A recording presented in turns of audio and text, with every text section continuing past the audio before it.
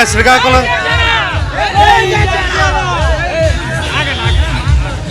శ్రీకాకుళం జిల్లాలో మాకు ఒక పాలకొండ, మా పాత జనసేన పార్టీకి ఒక పాలకొండ నియోజకవర్గం మాత్రమే ఎమ్మెల్యే ఇచ్చిన శ్రీకాకుళం జిల్లాలో ఫస్ట్ పాతపట్నాన్ని గెలిపించి, ఖచ్చితంగా పాతపట్నాన్ని గెలిపించి అధిష్టానానికి మేము గిఫ్ట్గా ఇస్తాం 100%.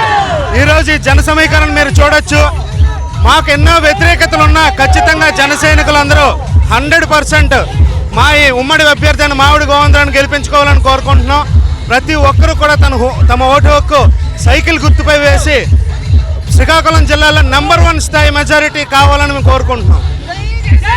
ఇప్పుడు శ్రీకాకుళం జిల్లాలో మాకంటూ జనసేనకుంటూ ఒక సీటు కేటాయించినప్పుడు కూడా మాకు ఎటువంటి ఐధైర్యపడకుండా మా జన సైన్యాన్ని ఒక సైన్యంలా, ఒక ఆర్మీ సైన్యంలాగా, ఒక పవన్ కళ్యాణ్ సైన్యంలాగా ముందుకు తీసుకెళ్లి ప్రతి నిలబెట్టిన తెలుగుదేశం క్యాండిడేట్కి గెలిపించి ముందుకు తీసుకెళ్ళి